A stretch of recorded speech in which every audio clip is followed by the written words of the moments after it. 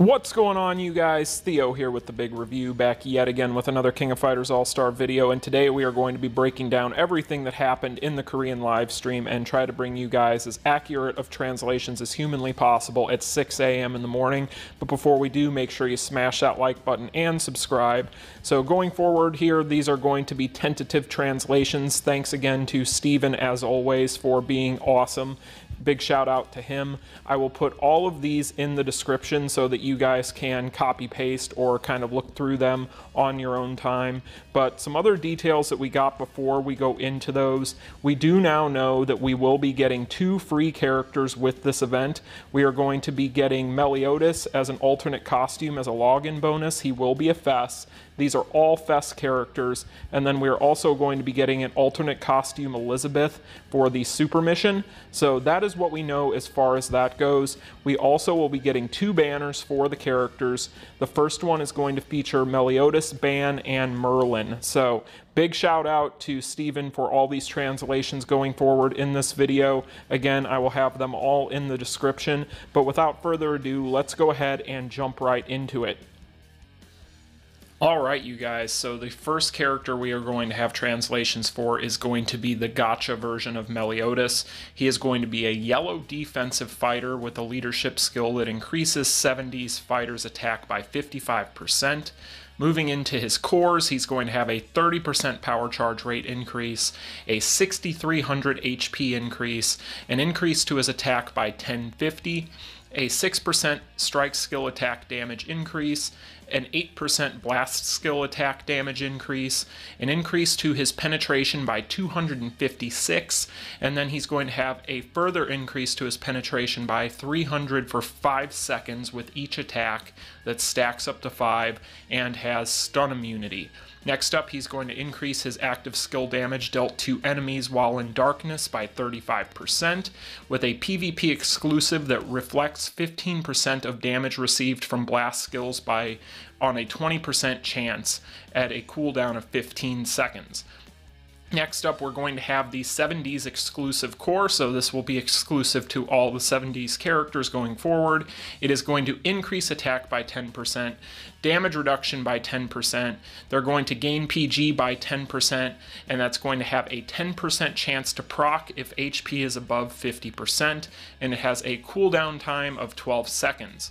Next up, moving into the skills. On his S1, he's going to inflict damage equal to 698% of attack to an enemy, which also increases attack by 29% for 7 seconds, stuns the enemy for 3 seconds when a successful skill, guard included, ends. Next up, on his S2, he's going to inflict damage equal to 755% of attack to an enemy, apply blackout for 6 seconds upon landing a skill. This is also going to deal darkness damage equal to 30% of attack every 1 second and decrease the opponent's power by 2%, meaning this is blackout, obviously. And then that is also going to have a PvP exclusive that is going to be a 60% chance to remove the target's super armor or hyper armor upon landing a skill on a target that is in super armor or hyper armor. Next up, on his S3, he's going to inflict damage equal to 716% of attack to an enemy. He also has hyper armor for 3 seconds, and this can be used while being attacked, so it is going to be an interrupt. And then finally, on his core finisher, he is going to apply darkness for 7 seconds. So that's going to be 30% of attack damage upon landing a skill. So that is going to be the Gacha Fess version of Meliodas, who will be on the first banner that we get on Tuesday. So that is pretty much all the information we have for him right now. I'll get into all my thoughts on all these things tomorrow. Right now, we're just going to focus on translations and move on to the next character, which is Ban. Alright, you guys, so here we have Ban, who is a purple attack type. He will also be on the first banner, dropping on Tuesday. He's going to have a leadership skill that increases the attack of attack type fighters by 45% and their critical rate by 5%.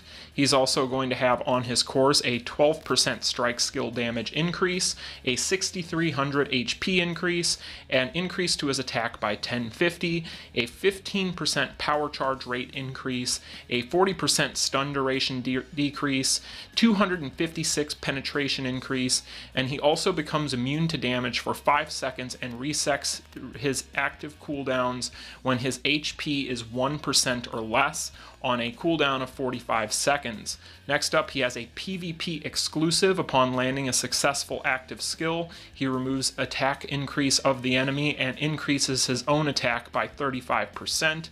And then he's also going to have the aforementioned 7D's core.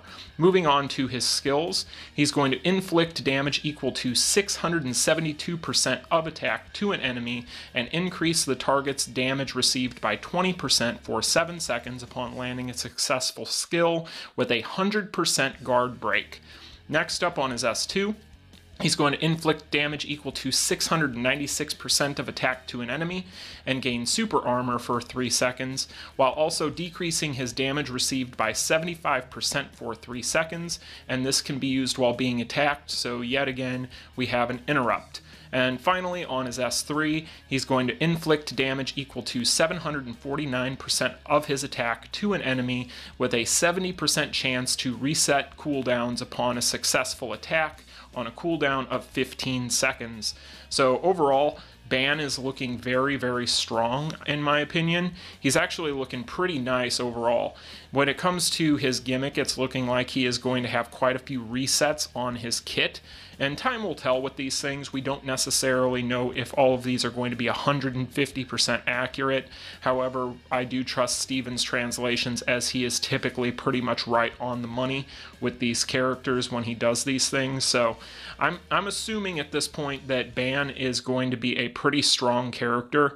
Having 100% guard break is really, really nice. And when it comes to the resets on your cooldowns with these characters in the past, typically it is something that can be a little bit overpowered if it is not reined in by some sort of drawback.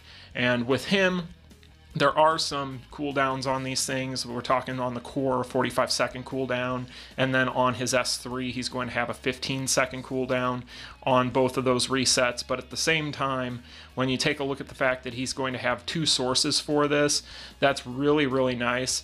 And honestly, being that that core one is going to be on a save, that's also really, really cool. Kind of a hybrid of what we've seen in the past with these 1% saves for these characters, as well as adding in the additional benefit of being able to reset his cooldowns whenever he hits the danger zone. So overall, I would say that he is looking really nice, but that is going to be Ban. We'll go ahead and take a look at the next character, which is actually the one that I am most looking forward to, and she actually looks really, really nice, and that is going to be Merlin. Alrighty, so with Merlin, she is going to be a blue balance who is going to have a leadership skill that increases 7D's fighters' attack by 45% and their power charge rate by 20%. When moving on to her cores, she's going to have a 12% blast skill attack damage increase, 192 penetration increase, an increase to her attack by 1050, a 30% freeze duration decrease, a 20% power charge rate increase, a 3.2% critical rate increase, and she's also going to have freezes the enemy for 4 seconds after landing a critical hit while enemy is chilled, deals damage equal to 170% of attack to the target when attacking a frozen enemy. She's also going to deal one of the following damages equal to 40% of her attack upon landing a basic attack for 7 seconds, which those are going to be Burn, Chill, and Darkness. And then she will, of course, have the 7D's core. Next up, getting into her skills, she's going to inflict damage equal to 786% of attack to an enemy. She's going to have a 30% chance to reset the cooldown of her S2 upon landing a successful hit. And then she has a PvP exclusive that removes the buffs from the target's active skills upon landing a skill. Next up, on her S2, she's going to inflict damage equal to 655% of attack to an enemy and gain hyper armor for 3 seconds, as well as applying cold spell for 6 seconds. And then finally, on her S3, she's going to inflict damage equal to 676% of attack to the enemy decreasing the damage received by 70% for 4 seconds, with a 100% guard break upon landing and a successful skill, and apply one of the following for 7 seconds, with damage equal to 27% of her attack, those being burn, bleed, poison, chill, and shock. So Merlin is really, really interesting. She is a very hybrid character. She is going to be able to apply any number of dots, and it's going to be a random proc on the opponents. However, being that she is going to have so many different options in her kit, as well as having hyper armor and 100% chance to guard break upon landing a successful attack, she is looking very, very strong. This was actually one of the only characters that I was really excited for this collaboration, and I was joking with Steven when we were watching the live stream together that I was really hoping that she was going to be really good. And overall, I am happy with what her kit is shaping up to be. I'm hoping that overall, once we get our hands on these characters, and she will be one of the first characters we get, considering the fact she will be on the first banner on Tuesday, I'm excited to pull for her and test her out. Being that she's also a blue type character, that'll help my blue team, because blue does tend to be a little bit weak here and there outside of collaboration characters and so on. So it'll be nice to have her. But let's go ahead and move on to the next character. Alrighty, you guys, so next up we have the Costume Elizabeth. She is going to be a purple balance type character with a leadership skill that increases balance type fighters' attack by 40% and their critical rate by 7%. Next up on her course, she's going to have a 30% power charge rate increase, a 2.4% critical rate increase, an increase to her attack by 1050, a 6% strike skill attack damage increase, an 8% blast skill attack damage increase, and an increase to her HP by 8400. Next up, she is also going to have darkness immunity and deal starlight damage equal to 65% of attack to the target upon landing a skill.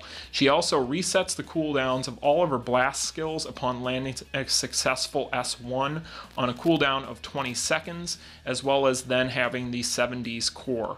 Next up on her skills, she is going to inflict damage equal to 786% of attack to an enemy, giving her super armor for 3 seconds, with a PvP exclusive of removing the buffs from the target's active skills upon landing a skill. Next up on her S2, she's going to inflict damage equal to 740% of attack to an enemy, and increase her own attack by 30% for 7 seconds, with an 80% chance to guard break. And then finally, she is going to inflict damage equal to 741% of attack to an enemy, and decrease damage received by 85% for 3 seconds, as well as dealing venom damage to the target for 6 seconds. So she's going to have venom, which we talked about the other day in our dot guide, but venom is actually kind of a rare dot for characters to have in general. So overall, her kit is looking pretty nice. Now, I'm not sure if this is going to be the free version, although being that it is the costumed one, I do believe it probably is. So for those of you who did not pay attention at the beginning of the video, she should be the super mission character. So she should be a character that you'll probably want to build up if you're a new player, or you are just needing a character in general that is going to be for your purple team and get you by. But she looks pretty good. Again, I'm not sure exactly what I think of all of these characters right now, although I do have some opinions on a few of them. I'll have to kind of take all this in and verify all of these are 100% accurate before making a final call on any of this stuff. But so far, these characters not necessarily looking anywhere near as broken as these 7 Knights were, but at the same time, they are looking pretty nice overall. They are looking kind of like your basic collaboration characters that are going to be pretty powerful, but I don't believe, just based on what we've seen so far, that any of these characters are necessarily on par with, say, a Boss Syndrome or a SS banner character, although that could very well change once we actually see them and get to tinker around with them in-game. But they do look very nice overall. And this character, if she is free, will be very good for free-to-play players so that they can get another really nice option option on their roster, and I do think that she will be a character that a lot of people will probably get a lot of use out of, especially considering the fact that she's a free character with Starlight, which is something that is pretty valuable at this point right now and should be even more valuable down the road for people who don't have the ability to pull for characters such as the SS Athena. It'll be nice for them to be able to have a free character with Starlight. So let's go ahead and move on to King. Next up, we have the character I can already tell I'm going to love to hate. It is the false king himself, King. And King is a yellow balance type character with a leadership skill that increases yellow element fighters' attack by 45% and their power charge rate by 20%. He's going to have core effects as follows: a 12% blast skill attack damage increase, a 192 penetration increase, an increase to his attack by 1050, a 30% stun duration decrease, a 20% power charge rate increase, a 1520 defense increase, and then he's also going to be immune to Petrify with a PvP exclusive. The opponent's strike skill cooldowns increase by 4 seconds if he is hit by the opponent on a cooldown of 20 seconds, and then he is going to deal 2.2 times of remaining Starlight damage to the target and remove Starlight upon landing an attack on enemies in Starlight. He's also going to remove 10% of the opponent's power on a cooldown of 5 seconds, and then he of course has the 7D's exclusive core.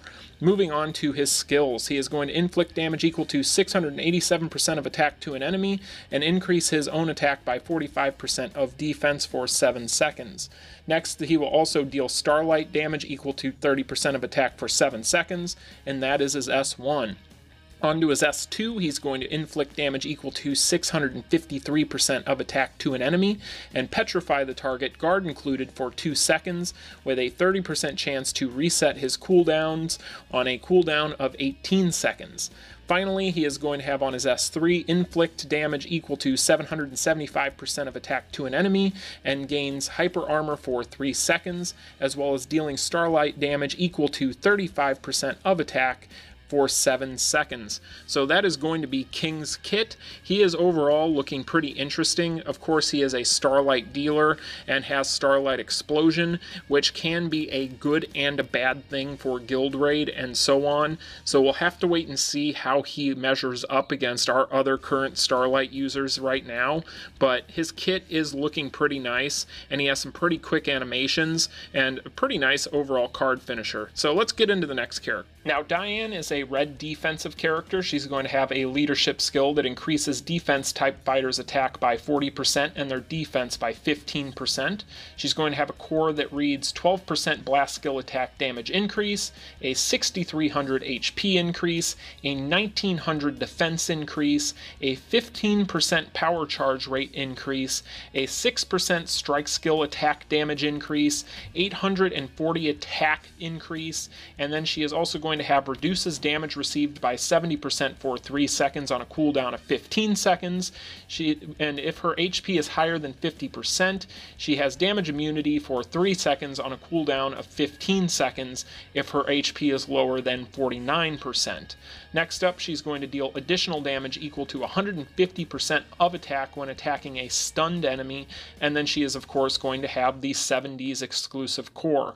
On her skills, she is going to inflict damage equal to 688% of attack to an enemy and gain super armor for 3 seconds. This can be used while being attacked, so it is an interrupt. Next up, on her S2, she is going to inflict damage equal to 676% of attack to an enemy and decrease the target's defense by 30% upon landing a successful skill, and she also stuns the target for 2 seconds, guard included, upon landing a successful skill. Finally, on her S3, she is going to inflict damage equal to 752% of attack to an enemy, increasing her own attack by 45% of defense for 7 seconds, and then she is going to have dodge disable for 3 seconds upon landing a successful skill, guard included. So that is going to be Dionne pretty much in a nutshell. She is looking pretty nice overall. Red defensive type characters you don't see very often, although we do have the likes of K in the game. But overall, that is going to be the characters they showcase showcased. Now, they did show the other two characters that we are getting with this collaboration, but they did not show all the details of them. Instead, they segued into the PvP battles between Ni and, of course, Zamta. So we'll have to wait and see what the confirmed details are on the other two characters, but basically right now we have at least these kits for now, and then we also know, to kind of summarize things, that we are going to have 2 banners, 3 fests, it looks like, each. We are also going to be seeing all of this dropped on this coming Tuesday on March 29th. So with the March 29th update, we are going to see this. I'm sure there'll be a maintenance late into the evening, and then we'll be able to get our hands on these things come the morning. And of course, their second banner will probably be about a week out from there, although they didn't give us any concrete details on that. Anything else as far as this goes, again, we do have a free character for just logging in during the collaboration, and then we are also going to have a super mission that is going to give us an Elizabeth. Now, as far as which Elizabeth and which Meliodas are going to be the free versus the gacha versions, we're not entirely 100% sure right now. They didn't give us all the details on that, although I do believe that the versions that we are seeing in this video are probably the gacha versions. Although, being that Elizabeth they showed off is the costumed version, it makes me wonder if that is indeed not going to be the free version. Although, again, we don't have any 100% concrete confirmation on any of that. We'll have to wait and see. We might even get confirmation later on today. There might be details that were missed in the stream by myself and Steven, interesting sentence there. But there might be some other details that might have been missed, considering the fact that we were moving pretty quick trying to get these translations down as quick and as efficiently as possible. But the only other thing that they really showed on the live stream that is worth noting is they did show this event dungeon here. It's looking like this is going to be a new relay challenge of some sort. From the looks of it, it wasn't very laggy for them, but you know, your mileage may vary as always when it comes to this sort of stuff. But that is pretty much what they showed. They didn't show many details on how it's going to operate as far as what we're looking at, if we're getting rubies for a first time clear, or what the kind of rewards are, anything of that nature. Although, judging from what you can see in the footage here, this is not going to be a very tough relay to get through. So this should be a fairly easy thing for everybody to do, as is most of the collab events that they do. They're typically pretty inclusive because there's a lot of new players that sign in for the first time whenever we get these types of events. But that is going to be today's video, guys. I've been up since 4 a.m. I'm running on 3 or 4 hours of sleep at this point. I apologize if I misspoke or slurred or anything of the like during this video, but I've been trying to work as hard as humanly possible alongside Steven to get this out to you guys as quickly as we could. There will be, I'm sure, plenty to talk about in the coming days and weeks ahead. I will be bringing you guys a video with my thoughts on all of this stuff tomorrow, considering the fact that I wasn't able to get into a lot of my opinions in this video, although I think that you guys pretty much know at this point that Merlin is waifu and the false king is the false king for me. So anyway, guys, that's going to be the video. I will see you guys in the next one. Let me know in the comment section who you are hyped for, and I will see you all later. You all take care. Peace. Continue.